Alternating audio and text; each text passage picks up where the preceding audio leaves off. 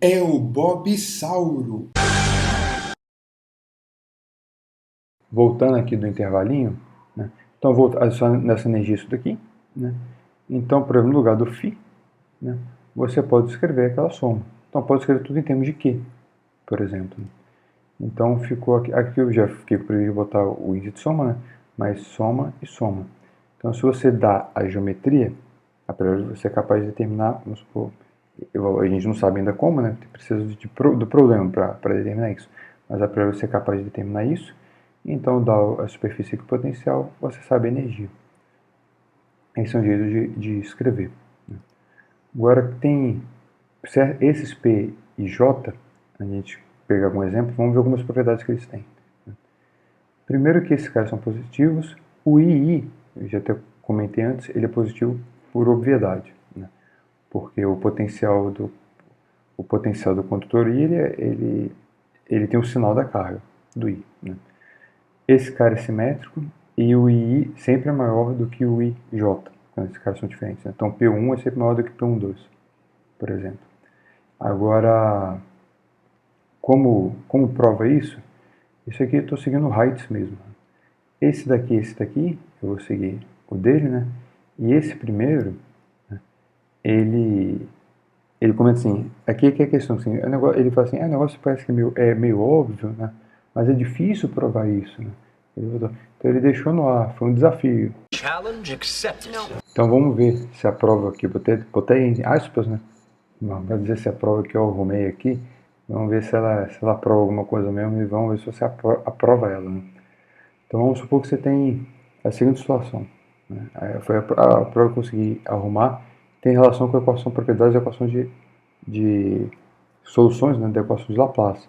A questão desse cara não ter máximos e mínimos. Eu acho que isso daqui resolve o problema. Então, vamos supor que você tem um conjunto de condutores e aquela situação original, né? O I possui só o I que não tem carga, que tem carga, os outros não têm carga. Então, beleza, esse potencial daqui, nele, esse potencial PI, isso aqui esse cara tem um sinal desse, esse aqui é positivo. Então, beleza. Isso aqui só para dizer que no caso I igual a J, ele é positivo. Agora, em outro condutor, esse daqui vai ser a sua situação. Aqui não tem soma, né? Porque na verdade tem a soma, mas todo vai dar zero, porque o único só não é zero o QI. Né? Então vai ter o PJI. Então esse aqui é o Φ2, vai ter o 2, 1, Q1, vamos supor que é o condutor 1. O Φ3, o P3, 1, e por aí vai. Agora a questão é a seguinte. Agora que você tem uma distribuição de cargas. Né? Deixa eu estar aqui. Uma distribuição de cargas localizadas, porque não tem um monte de condutor, mas longe, longe, longe, o seu potencial é zero. Né? Esse seu cara, só ele que tem carga. Né? De certa forma, as linhas de campo estão saindo ali, tudo dele. Né? Mas eu quero dizer assim que, fora o potencial lá no infinito, o potencial é zero. Né? Então, em todos os pontos fora do condutor, o φ, o potencial, ele é a solução da equação de Laplace. Lá no infinito, ele é zero. Se no meio do espaço esse cara ele fica negativo, então você teria uma função assim que ela... Aqui vamos supor que é positivo, só para ter ideia. Então esse φ aqui é positivo, né? Então o seu potencial seria uma coisa positiva, ele ia cair aqui, vamos supor que ele fique negativo. Então se ele fica negativo, mas eu sei que no infinito é zero, então ele ficaria negativo e depois iria subir. Né? Então na verdade necessariamente ele tem que ter um mínimo. E essa equação, como ele custou as equações de Laplace, eu sei que não existe. Então eu sei que ele começa daqui e lá no infinito ele é zero. Então ele só pode cair, assim, suavemente. Então necessariamente, esse aqui é o mesmo, né? O φj, quer dizer assim, que o φj necessariamente ele é menor, esse é o mesmo argumento que vai dar no terceiro, na terceira propriedade. Né? O φj ele é menor do que o φi, né? Que esse potencial vai caindo, caindo, e ele tem o mesmo sinal do φ, isso que eu quero dizer. Né? Então se esse cara, vamos supor que esse cara é positivo, carga positiva, esse cara é positivo, então aqui é carga positiva, esse cara daqui é positivo. Né? Então necessariamente daqui esse cara é positivo. Né? Essa mesma situação aconteceria se fosse negativo. Né? Então, ele não, como no infinito é zero, ele não poderia vir ser negativo, ficar positivo e depois a zero, porque senão você teria um máximo, né? Que a equação de Laplace proíbe. Então ele tem que fazer assim, suave. Então ele nunca troca de sinal. Então, quer dizer assim, o sinal que esse cara tem é o sinal que esse cara tem. Para essa situação, né, que eu estou falando, que só esse tem carga. Né? Se eu falar assim, aqui, se esse cara tem uma carga, o outro, esse cara tem carga positiva, o outro cara tem carga negativa, obviamente o potencial positivo é negativo. Né? Mas não interessa, mas eu quero dizer assim, a gente está discutindo só propriedades desse P e J. Esse P e J não depende das cargas, não depende, isso depende da construção. Né? Então eu acho que isso daqui prova. Né? O livro disse que é muito difícil provar, mas eu acho que provou. Né? Então ele não pode trocar de sinal. Né? Então esse sinal desse aqui é o sinal desse. Então esse cara aqui é positivo. Segundo, né, que P e J é PJI. Esses caras são simétricos. Qual a ideia aqui? Então vamos pegar uma. Você tem. Todos os caras têm. Cada condutor tem uma carga QI. E vamos supor que qual incremento de energia acontece se cada um deles você muda um pouco a carga. Né? Você dá um incremento de dQ. Né? Ou você aumenta um pouquinho de dQ ou diminui um pouquinho de dQ. Pode ser positivo ou negativo. Né? Mas concorda então que o incremento de energia é isso. Né? Essa energia, a gente está escrevendo em termos da carga, né? Então ela é função da carga, então vira derivado da energia com relação à carga, dQ. Né? Aqui soma, aqui eu estou escrevendo a soma. Então vamos supor que nessa soma, eu não estou botando cada condutor mexendo um pouquinho da carga. Não estou mexendo em nada na carga em ninguém, exceto em um deles, que chamamos aqui de L. Esse L eu estou dando incremento. Então, na verdade, essa soma tudo dá zero, exceto quando o I é o L. Então, na verdade, seria só isso. Guarda isso. Né? Então, o que é energia? Ela é isso daqui. Né? Então, aqui tem soma. Soma I, soma em J. Aqui também tem soma.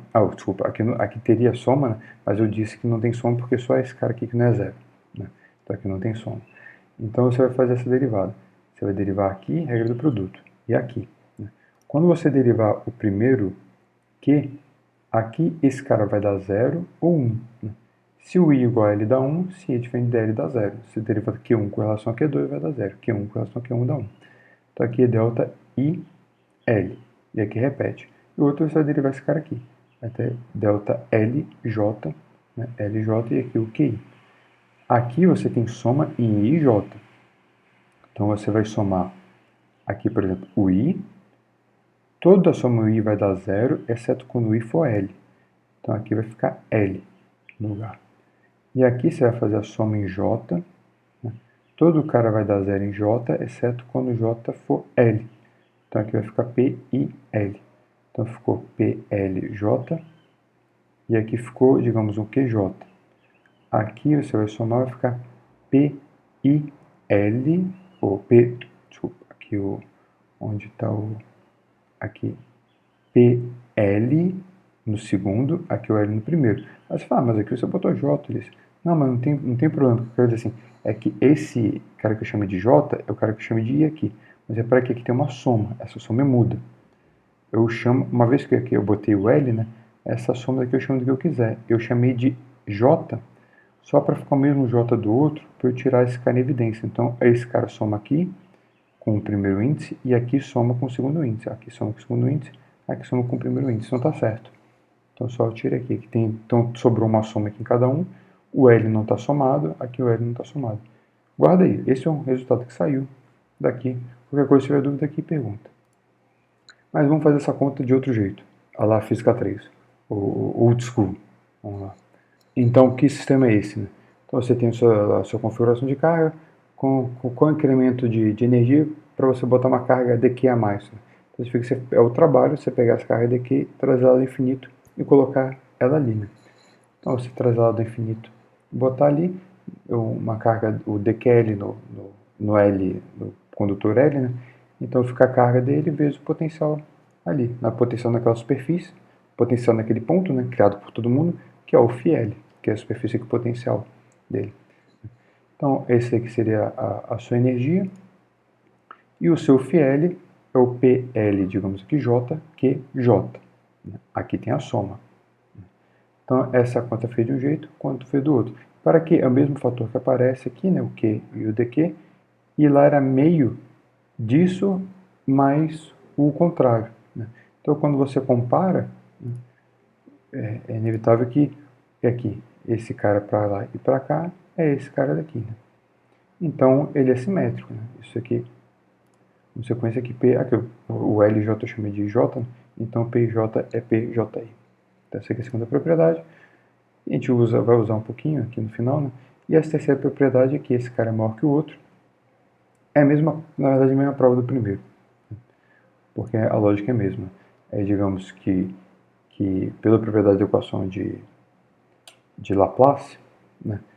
Esse cara, vamos supor uma situação onde esse cara tem carga e o outro não, né? Então, esse potencial daqui tem que ser maior que o outro. A ideia, outra forma de você pensar aqui, né? Mais ou menos visual, é que esse cara tem carga, vamos supor carga positiva, todas as linhas de campo estão saindo dele. O outro cara vai ter carga induzida. Então, vamos supor, ele vai ter carga, por exemplo, negativa para um lado, positiva para o outro. Então, o positivo pode até estar saindo. Mas desse condutor que tem carregado, vai ter linha de campo saindo dele e entrando no outro.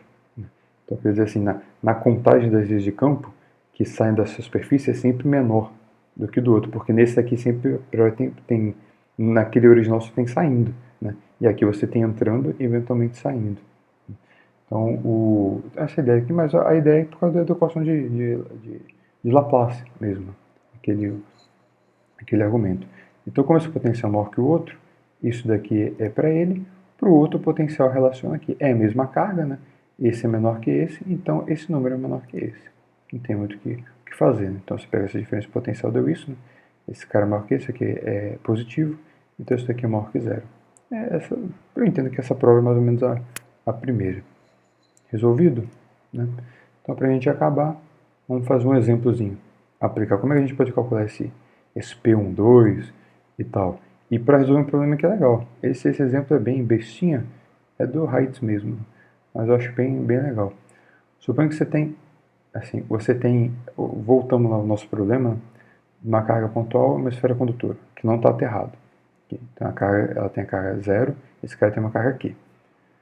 Então uma distância D, esse cara tem um raio A. A pergunta é, então por isso que aqui esse desenho está certo, né?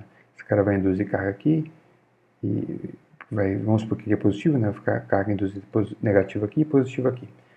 Aí a pergunta é qual o potencial? Né? Qual o valor do potencial sobre essa esfera? Então a superfície com potencial aqui tem um valor φ, né? Um φ2. Né? φ2 é igual a quanto? Essa é a pergunta do problema. Para que não é tão trivial não, olhando assim, não sei fazer. Né? Repara que por que eu estou dizendo que esse problema encaixa o nosso daqui, é que eu posso imaginar que isso aqui é um condutor, né? Só que é um condutor num ponto. Né? Então ele seria uma esferinha de carga de raiozinho tanto que é pequenininho. Então a nossa situação é assim. Esse aqui que eu quero, o φ2, onde eu tenho a carga no 1, no outro. Então esse aqui é P21, Q1. O Q1 é o Q, a carga pontual. E o P21 é o cara que eu não sei. Se eu conheço o P21, eu acho φ2. Mas essa conta eu não sei fazer. Né? Mas repara que eu posso imaginar a situação oposta. Suponha que essa esfera tem carga Q, a mesma carga Q, né? O mesmo não me interessa, mas vamos supor que é a mesma. E aqui não tem carga, que a carga é zero, ou seja, aqui não tem nada. Né? Seria assim, a carga 1 aqui é zero. Por quê? Porque agora o potencial aqui é muito fácil de calcular, criado por uma distribuição uniforme aqui de carga aqui. Né? O potencial de uma carga pontual centrada aqui. Então o potencial aqui nesse condutor, o condutor aqui 1, né? Então no φ1 é 1 sobre 4πε0, essa distância. Né? Mas então o que é esse cara daqui? Ele é o P12, né? Esse fator. Mas eu não quero P12, eu quero P21, né? Porque eu quero φ2, P21. Eu quero o potencial φ2 na situação oposta. Mas eles são simétricos, né? Então P12 é P21. Então esse problema é muito mais simples, né? Me resolve outro problema mais complicado, que aqui que tem carga, aqui não tem carga e aqui tem carga aqui.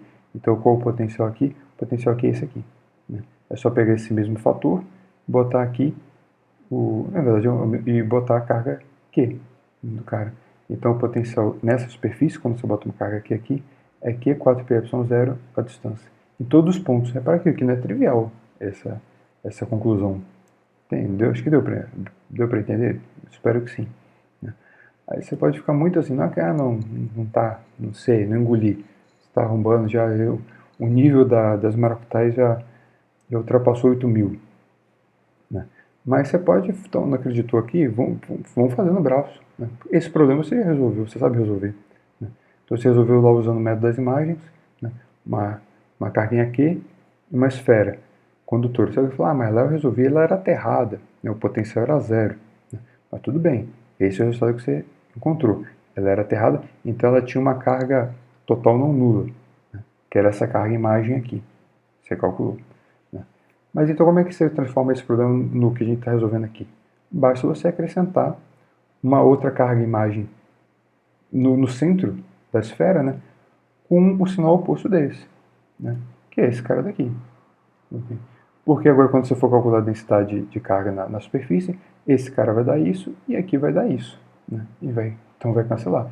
Então, agora como é que ficou a superfície equipotencial, né? O potencial na superfície? Você bota R igual a A. R igual a esse cara está montado para dar zero, né? Porque aqui seria o cara aterrado, o potencial nulo. Então é só botar, aqui vai dar zero, R igual a aqui. Se eu botar R igual a aqui, vai cancelar o A. Vai ficar aqui o A cancelou, que 4πy0D. É o mesmo resultado. Então deu certo. Só que não precisava saber resolver o problema para calcular só o potencial, o potencial na esfera. Né? Mas se você resolver o problema, obviamente você consegue calcular também. Aqui. Beleza, galerinha? Então acabamos o segundo vídeo. Né? E a parte mais engenheira ainda, né, vai ficar para o próximo, que a gente vai falar de capacitância, né, e capacitores em série paralela, vamos fazer isso rapidinho, a gente vai ter que discutir. Beleza? Falou aí, pessoal. Valeu aí, até o próximo aí. Fui!